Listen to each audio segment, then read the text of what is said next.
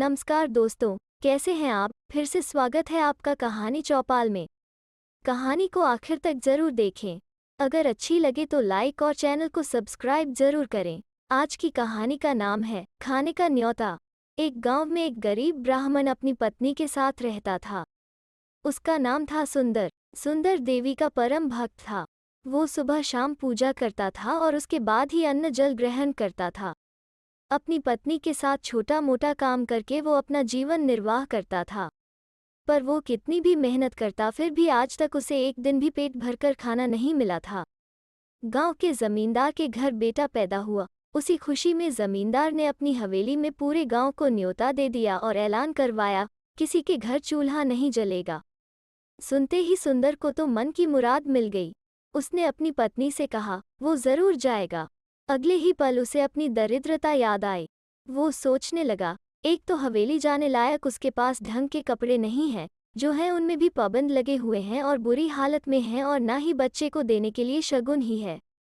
पत्नी ने तुरंत सुंदर के पुराने कपड़े सिल दिए और साफ पानी से मलकर धो दिए। फिर सुंदर से बोली, अच्छे से जाइए, वे बड़े लोग हैं, आपका आशीर्वाद ही उनके लिए बहुत है। दूसरे दिन सुंदर सुबह जल्दी उठकर नहाया और जल्दी पूजा करके थोड़ा सा गुड़ और एक लोटा पानी पीकर हवेली चल पड़ा। सुंदर जल्दी हवेली पहुंचना चाहता था। हवेली पहुंचते पहुंचते शाम हो गई, पर सुंदर को खाने की जगह मिल ही गई। चारों तरफ स्वादिष्ट खाने की सुगंध फैली थी। मगन होकर सुंदर खाने का आनंद उठा रहा था। इससे बढ़िया खाने की वो कल्पना भी नहीं कर सकता था।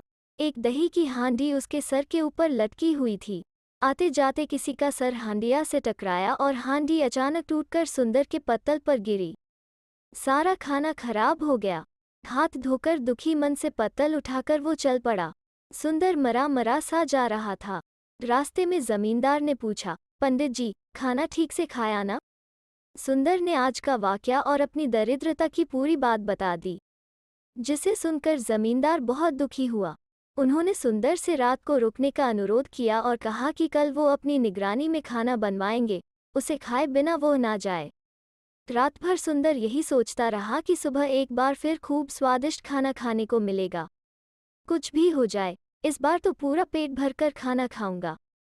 यही सोचते हुए सुबह और जल्दी उठा, नहाकर नए कपड़े पहने, पूजा अर्चना करने के बाद खाने के लिए तैयार हो गया। थोड़ी देर में जमींदार की देखरेख में तैयार खाना सुंदर को परोसा गया। सुंदर अपने आप को सौभाग्यशाली महसूस कर रहा था। आज वो खास मेहमान है। इतना खाना सिर्फ उसके लिए ही बना है। वो खूब चाव से खाना खा रहा था।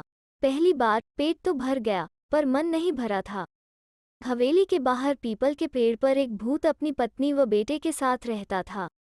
भूत बड़ा शैतान था। उसने सुंदर को इतनी देर से खाना खाते देखा तो उसे शरारत सूझी। उसने झट से खुद को एक छोटा सा मेढक बनाया और पत्तल में रखे हुए भात में कूद गया।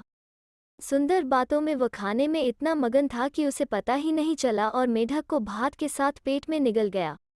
तृप्त होकर और दान दक्षिणा लेकर खुशी खुशी सुंदर घर को निकल पड़ा।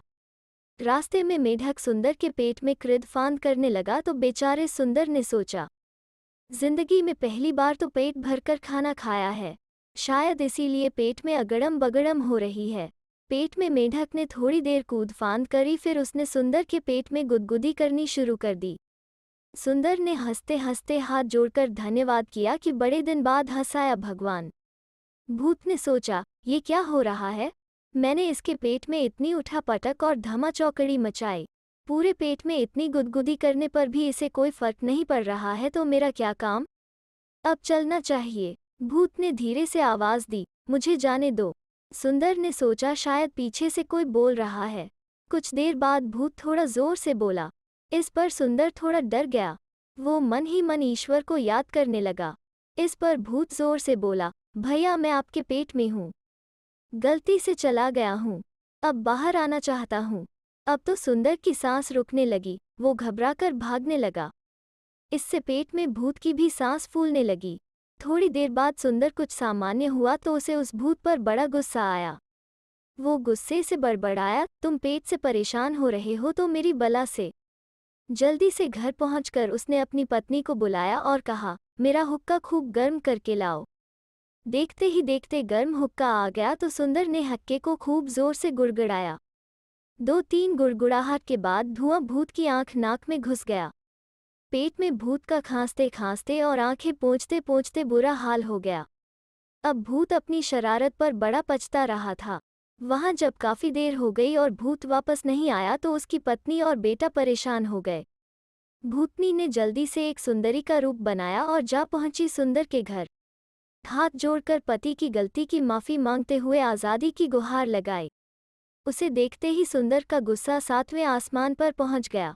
उसने पास में पड़ा डंडा जोर से जमीन पर पटका और उसकी तरफ दौड़ा और चिल्लाया, उस समय कहाँ थी जब तुम्हारा पति मेरे पेट में गया था? मेरा सारा धर्म भ्रष्ट कर दिया और जब से पेट में है मुझे तंग कर रहा है। मैंने तो डंडा रखा है तुम्हारे पति के लिए। उसने जरा सा निकलने की कोशिश करी तो डंडे से मार मारकर उसका भुर्ता बना दूंगा। भागो यहाँ से नहीं तो तुम्हारा भी वही हाल करूंगा। बड़ी आई भूत की वकालत करने। मेरे पेट में तुमसे पूछकर गया था। बेचारी भूतनी अपना सा मुंह लेकर वापस लौट गई। माँ को अकेले देखकर बेटा समझ गया पिताजी को लाने में माँ को सफलता नहीं मिली। इस पर छोटे भूत ने माँ से कहा, मैं जा रहा हूँ और पिताजी को लेकर आऊंगा। वो एक मासूम बच्चे का रूप बनाकर सुंदर के घर पहुंच गया। उसने हाथ जोड़ विनती करी कि मेरे पिताजी को छोड़ दो। बच्चे को देखकर भी सुंदर का गुस्सा शांत होने का नाम ही नहीं ले रहा था। उसने फिर अपना डंडा उठाया और भागा बच्चे की ओर। बच्चा तो सरपट भाग गया पर अपनी शैतानी पर पेट वाला भूत बहुत पछता रहा था। जब छोटे भूत ने देखा कि उसकी दाल नहीं गल रही है तो फौरन उसे एक उपाय सूझा। उसने खुद को एक मच्छर के रूप में ढाला और पहुंच गया फिर सुंदर के पास। उसने भी शरारत शुरू कर दी। कभी सुंदर के गाल को काटता तो सुंदर उसे भगाने के लिए अपने ही मुंह पर थप्पड़ मार लेता था। कभी मच्छर उसके कान के आसपास, कभी उसके कान में घूं घूं करता। सुंदर जितना झल्लाता मच्छर को उतना ही मजा आता। थोड़ी देर बाद मच्छर सुंदर की नाक में घुस गया। अब तो सुंदर की नाक में सुरसुरी घुरधरी सब होने लगी। आ छी करते करते उसका बुरा हाल हो गया। इस बार छींक इतनी तेज थी कि पेट का मेढक वाला भूत मुंह के रास्ते बाहर कूद गया और सरपट भागकर चैन की सांस ली। और भूत ने कान पकड़े कि कभी किसी इंसान के साथ शरारत नहीं करूंगा। अपने बेटे के साथ वो वापस पीपल के पेड़ पर लौट आया। तो दोस्तों कैसी लगी आज की कहानी? अगर अच्छी लगे तो शेयर, लाइक और चैनल को सब्सक्राइब जरूर करें। फिर मिलते हैं एक नई कहानी के साथ।